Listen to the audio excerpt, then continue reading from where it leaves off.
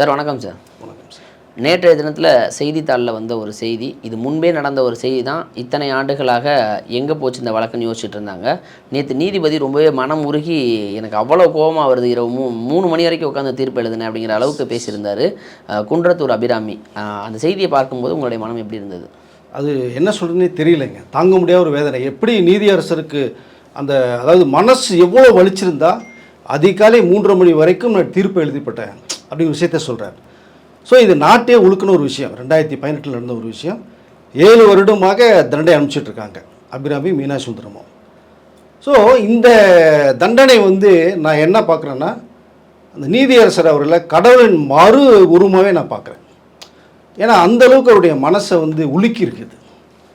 அவர் மட்டும் இல்லை, நாட்டையே உலுக்கியிருக்கு, என்னையும் சேர்த்து உலுக்கிறேன்னே சொல்லலாம். ஏன்னா இந்த பச்சிளம் குழந்தையில் என்ன பண்ணும்? ஸோ நீங்கள் ஒரு தகாத உறவுக்கு ரொம்ப சில்லறத்தனமாக ஒரு பிரியாணிக்கு ஆசைப்பட்டு, இன்னும் சொல்லப்போனால் அப்படி தான் சொல்ல முடியும்.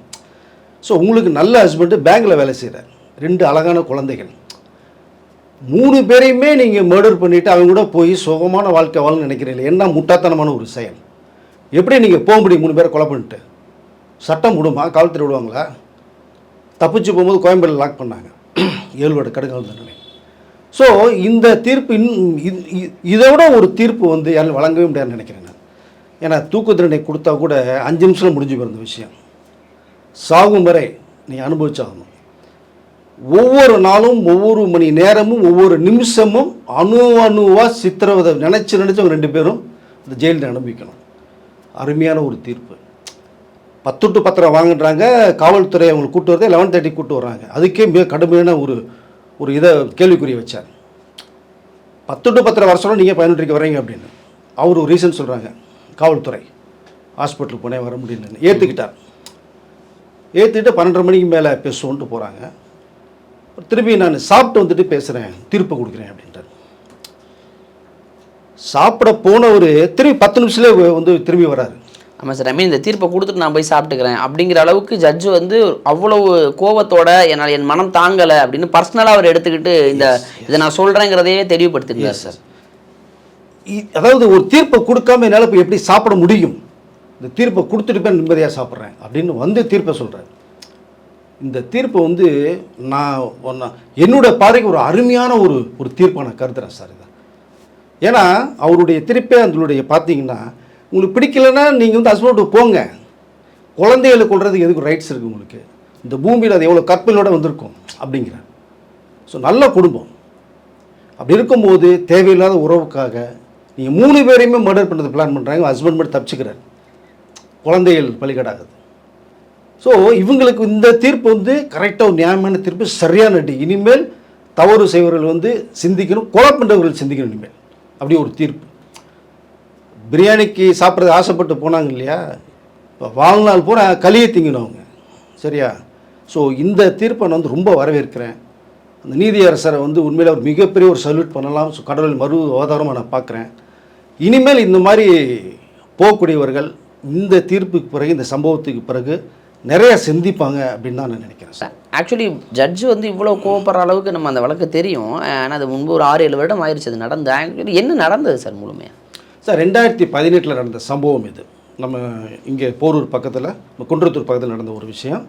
அவங்க டிக்டாக்ல ரொம்ப ஃபேமஸ் ஆகிறாங்க. டிக்டாக் அபிராமினாலே ரொம்ப ஃபேமஸ். ஏன்னா அப்போ ரொம்ப டிக்டாக்ல பரபரப்பாக இருந்தது. அப்புறம் தான் பேன் பண்ணாங்க. சில சம்பவங்கள் நிறையா போனால் பேன் பண்ணாங்க. அது இந்தியாவில் கிடையாது. அதில் ரொம்ப ஃபெமிலியர் ஆகிறாங்க. நல்ல லைஃப், நல்ல குடும்பம் போய்ட்டு, நல்ல ஹஸ்பண்டு, பேங்கில் வேலை செய்கிறாங்க, பசங்க லட்டு மாதிரி இருக்குது. இதற்கிடையில் இந்த டிக்டாக் மூலம் பிரபலமானதுனால பக்கத்தில் பிரியாணி கடை மூலமாக அவர் டிக்டாக்கை பார்க்குறாரு. இவங்க பிரியாணி வாங்க போகிறாங்க, செய்கிறாங்க. அங்கே பண்ணிக்கிற ஒரு மாஸ்டருக்கும் இவங்களுக்கும் ஒரு தொடர்பு வருது. அந்த தொடர்பு நாளடைவில் கள்ளக்காதலாக மாறுது. கள்ளக்காதலாக மாறி அவங்ககிட்ட என்ன பிடிச்சதுன்னு தெரியாது. ஒரு நல்ல ஹஸ்பண்ட், ரொம்ப அழகாக இருப்பார், அவர் பேங்கில் வேலை செய்கிறவர். அவரை விட்டுட்டு இவர்கிட்ட என்ன பிடிச்சதுன்னு தெரியல. அதுதான் ஒரு மாயன்னு சொல்கிறது நம்ம அதை. ஸோ அவரோட ஏற்பட்ட அந்த தொடர்பின் காரணமாக சில தவறுகள் நடக்குது. இதை அவங்களுடைய ஹஸ்பண்டுக்கு தெரிய வருது. தெரிய வரும்போது அவர் வார்னிங் கொடுக்குறாரு, வேண்டாமா, பசங்க இருக்குது, குடும்பம் நல்ல குடும்பம், நீ தவறு பண்ணுற, வேண்டான்னு படித்து கிளிப்பிள்ளைக்கு சொல்கிற மாதிரி சொல்கிறாரு.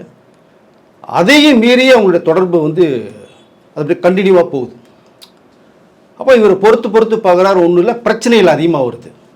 ஸோ இப்போ இந்த விஷயம் ஹஸ்பண்டுக்கு தெரிஞ்சதுனால அவங்க பிரச்சனை என்ன அதிகமாக்குறாங்க. விஷயம் தெரியாத வரைக்கும் வந்து மறைமுகமாக நடந்த ஒரு தவறுகள் தெரிஞ்சதுக்கப்புறம் இவங்க என்ன முழுக்க நிறைஞ்ச பிறகு எதுக்கு முக்காடுன்றது மாதிரி தவறுகள் அதிகமாக போகுது அவங்களுடைய பார்வையில். இப்போ என்ன பண்ணுறதுன்னு ஹஸ்பண்டுக்கு புரியல.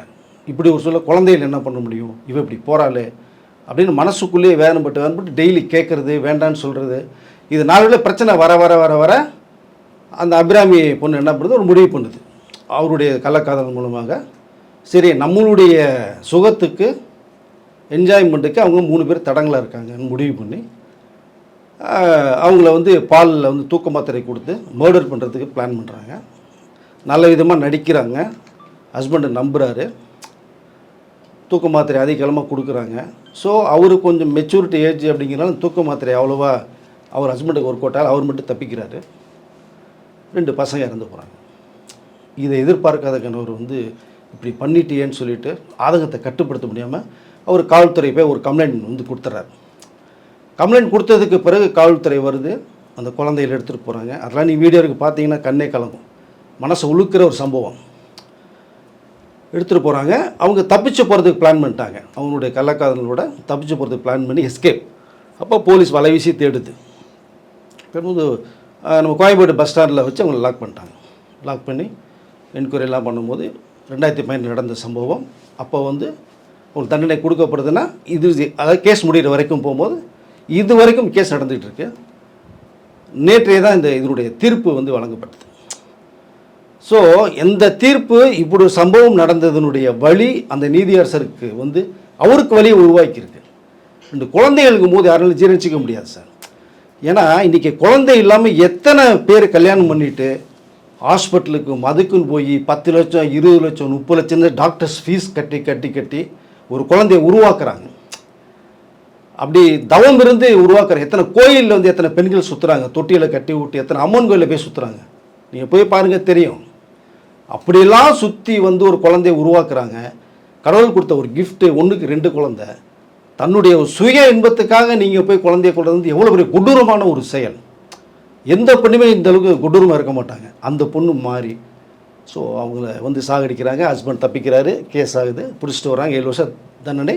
நேற்றைய தீர்ப்பு ஒரு அருமையான தீர்ப்பாக நான் வந்து ரொம்ப ரொம்ப வந்து இந்த தீர்ப்பை பார்த்து மனசு ரொம்ப நிம்மதி அடைஞ்சது அப்படின்னு தான் நான் சொல்ல முடியும். நிச்சயமாக சார். இப்போ நீதிபதி அவர்களே வந்து ரொம்ப பர்சனலாக அதை எடுத்துக்கிட்டு இதை வந்து என்னால் ஹேண்டில் பண்ண முடியல, ரொம்ப மனசை பாதிச்சிச்சுங்கிற அளவுக்கு தான் ரொம்ப கொடூரமான தண்டனை அவங்களுக்கு இருக்குன்னு தான் இருவருக்குமே தண்டனை கொடுத்துருந்தாரு. அண்ட் சமூகத்தில் நாளுக்கு நாள் இது போன்ற நிகழ்வுகள் அதிகமாகிக்கிட்டே தான் இருக்குது. அதற்கு இந்த தண்டனை அப்படிங்கிறது ஒரு மிகப்பெரிய தீர்ப்பாக தான் வரவேற்கப்படுது. இப்போ அவரால் நினச்சிருந்தா தூக்கு தண்டனை, மரண தண்டனை எழுதியிருக்கலாம். அது போய் இழுத்து ஒரு மாதிரி அது இல்லாமல் பல்லுக்கு பல்லு சொல்லுக்கு சொல் உயிருக்கு உயிர் என்பது கிடையாது அப்படிங்கிற மாதிரிலாம் நிறைய பேசியிருந்தார் நீதிபதி அவர்களும். இந்த தீர்ப்பு ஒரு பாடமாக அமையும் அப்படின்னு தான் நான் நம்புகிறேன் சார். கண்டிப்பாக சார், கண்டிப்பாக. இது வந்து மிகப்பெரிய ஒரு லெசன், பாடம் தான். இனி தவறு செய்பவர்கள் இப்போ செய்து கொண்டு இருப்பவர்களுக்கு மிகப்பெரிய ஒரு பாடம். நீங்கள் பிடிக்கலைன்னா டைவர்ஸ் வாங்கிட்டு நீங்கள் போய்கிட்டே இருங்க. ஒரு ஆணோ பெண்ணோ பிடிக்கலையா போய்கிட்டே இருங்க. இன்னொருத்தரை கொலை பண்ணுறதுக்கான ரைட்ஸ் உங்களுக்கு யார் கொடுத்தது? இந்திய சட்டம் பிரகாரம் மிகப்பெரிய தவறு அது. ஒருத்தர் கொலை பண்ணுறதுக்கான உரிமை யாருக்குமே கிடையாது. அப்படின்னு நீங்கள் பெத்த குழந்தைங்க. அது கள்ளக்காதலுக்காக அப்பாவை கொள்கிறான், அம்மாவை கொள்கிறான், அண்ணனை கொள்கிறாங்கிற விஷயம் நடக்குது, நாட்டில் நடந்துக்கிட்டே இருக்குது. அது ஒரு முற்றுப்புள்ளியே இல்லை. இந்த தீர்ப்பு இனிமேல் தவறு செய்வர்களுக்கு மிகப்பெரிய பாடம் இருக்குன்னு தான் நான் நினைக்கிறேன். நான் இதை ஸோ அதனால் இனிமேல் இது நடக்கக்கூடாதுங்கிறது என்னுடைய கருத்து அது. ஓகே சார், நேரம் கொடுத்ததுக்கு நன்றி சார். நன்றி.